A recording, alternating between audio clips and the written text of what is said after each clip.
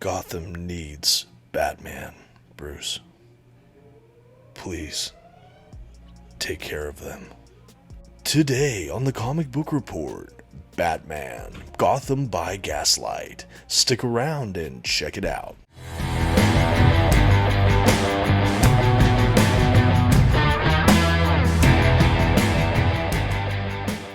Greetings from Gotham, everyone. My name is Dominic, and today you're tuning in to the Comic Book Report, where we review comic books and graphic novels so you can get an idea of what to read. And today I went back through my library and dusted off an old copy of Batman, Gotham by Gaslight. This is a very fun DC Elseworlds kind of what-if storyline that places our beloved Dark Knight in a Victorian-era tale, fighting Jack the Ripper. Yes, it's quite a book, but before we dive in, I do want to shout out the channel sponsor, OrganicPriceBooks.com. If you're looking to pick up your own comic book collected editions, I highly encourage you to check out their website. You can find a link for it in this video's description, and if you see anything there you like, you can actually use my discount code at checkout, The Comic Book Report, to save $2 off of your order. Please note if you use my affiliate link or code to make a purchase, I will earn a small commission, but it's a fantastic way to support the channel. Thank you for considering. Now let's get started with today's Batman review. First, some quick facts about today's collection. The issues in this volume were written by Brian Augustyn and illustrated by Mike Mignola. The comics in this volume were published by DC Comics beginning in 1989. The volume itself collects Gotham by Gaslight, an alternative history of the Batman, and Batman, Master of the Future. And finally, this is a standard-size trade paperback with glossy print paper stock, a glued binding, and a total of 112 pages. At this time, I'd like to go ahead and issue a general spoiler warning. I will be flipping through the contents of today's collection and commenting on plot points throughout. You've been advised. Okay, and here's our first look at that trade paperback collection. I should say right from the jump, I believe this one was published around 2012, so this collection's over a decade old. I've had it in my collection probably since that time. I've had it for quite a while. I believe they reprinted this in subsequent years. I'm unclear if later editions have any additional features or what have you. But this is the base Gotham by Gaslight story, having both the Jack Ripper story and Batman kind of versus the Master. We'll get to that in a little bit. But I love the design we get across this trade paperback. I think it's very stylized. You get a good impression of the artwork we get on the interiors from Mignola, and just really a beautiful book. I think that, like I said, I think it sells it really well. It's kind of atmospheric, moody, and interesting, which is something I feel reflected in the source material as well. Even on the back cover, just seeing that imposing looking figure of the Batman in this kind of Victorian age, I just really love it. I thought this was such a creative idea for kind of a Batman spin, Elseworlds, kind of outside of the main continuity, alternative Batman. I just think he fits in this era, and it was really fun seeing how these creators pulled this off. Before I dive into the story, though, just a quick look at that glued binding for everyone. A little bit of gutter loss here, nothing too critical. It is a pretty small collection. Overall, no complaints for me. Would have loved a more prestige edition for this at some point. Maybe they'll re-release or I can upgrade to something, but I really like this trade paperback. And now that we've looked at the exteriors and the binding, I can go ahead and jump into the collection proper.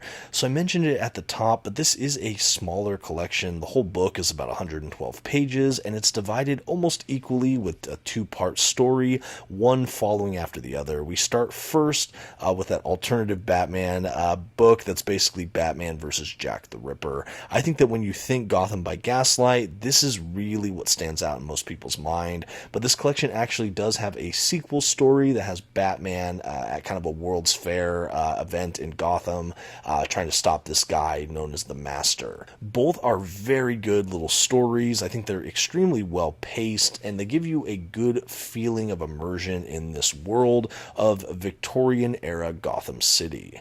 I will say, as we start the first tale, we do have Bruce, and we have kind of some instances in London, Jack the Ripper, but really a big plot point at the beginning of this graphic graphic novel is when Bruce Wayne is returning home to Gotham City, and we find out that Jack the Ripper has also come to Gotham and is continuing his murder spree on young women.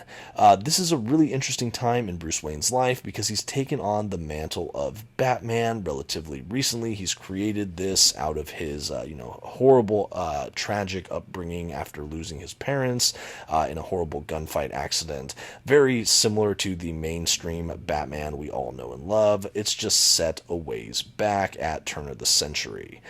This is a really fun tale, though. We basically have Batman kind of stalking the night, trying to stop criminals in the act, and when he gets wind that there's the murderer loose in Gotham, that it is Jack the Ripper, he kicks everything into overdrive.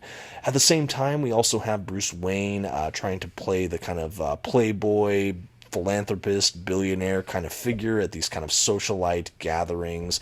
We have a Victorian version of, Gordon. We have some of these other characters, like a kind of godfather-like figure in Uncle Jake, who's kind of the family lawyer, friend of the family's, that kind of is mentoring Bruce and is just kind of a good friend and confidant as well. We have a different police commissioner because Gordon hasn't risen in the ranks yet. We have a mayor, and we're introduced to a couple figures throughout this book. But the central conflict is that Batman versus Jack the Ripper.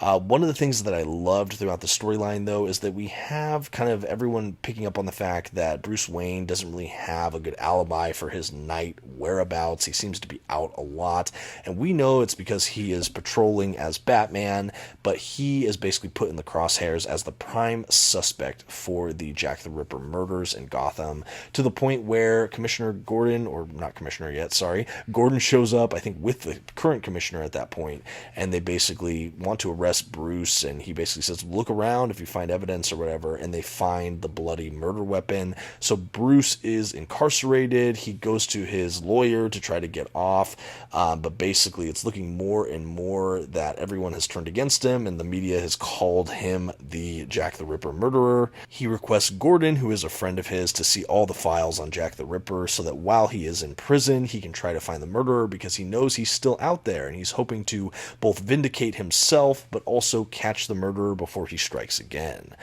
Throughout a lot of twists and turns, we ultimately have the revelation that the murderer, Jack the Ripper, is actually his uncle, and we have Bruce Wayne basically escaping jail, donning his bat suit, and trying to take down this Uncle Jake figure, who we know now is Jack the Ripper.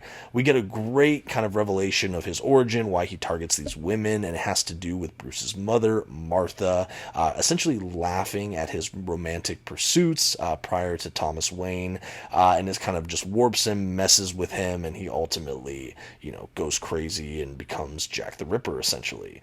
A really fun story, a wonderful resolution. We have Bruce Wayne get exonerated at the end of the story, and we have the Batman established as this spectral guardian of the night in Gotham City.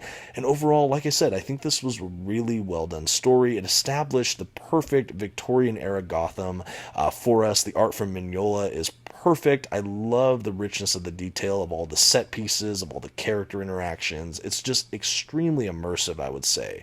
And I would even say Mignola's style has a kind of timeless old world feel to it.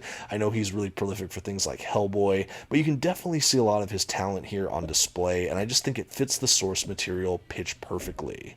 The other story we have in this is that one about the future and the Master of the Future, and we basically pick up months and months after the events of the first story. Batman has kind of disappeared after solving the Jack the Ripper case and then kind of crusading about for a bit longer. It seems he has retired in Gotham City, but some of the Gotham citizens are nervous, feeling like they could use the additional help, especially when plans to do this giant kind of World's Fair, or giant fair in Gotham, basically gets interrupted by this guy known as the Master, who's kind of this kind of dressed up vigilante who breaks into a high-rise window and kind of threatens everyone to call off the fair because his design of the future is what it should be, and what Gotham's trying to do is kind of an abomination. We see this guy as trying to keep everything progressing in a proper way and kind of stick to your roots rather than going to more industrious kind of futurism. And so anyway, that's the Master. He kind of levels this threat at a lot of the higher-ups in Gotham City, a lot of the political figures, saying basically call off the the fair or I will, destroy you guys. And so with that threat out there, the need for Batman in the populace is kind of rising, but a lot of people are calling the bluff. They're saying that this guy isn't going to fall through with his threats, and it's just kind of all a bunch of malarkey. We have Batman in a romantic relationship with someone who is also kind of seduced by Batman. It's a really fun play there, a kind of love triangle that doesn't really exist since Bruce Wayne is Batman, unbeknownst to the love interest. But this is a fun thing kind of going on in the background. We have Bruce debating about what the role is for himself and Batman now that he's gotten kind of resolution for not only Jack the Ripper, but for what happened with the murder of his parents, because it was revealed that the character Uncle Jake in the last book actually hired a killer to murder his parents. So we have his kind of whole tragic arc brought to a close in the first book. So he's kind of living a civilian life, but he doesn't feel as fulfilled, and we know it's because he's meant to be Batman.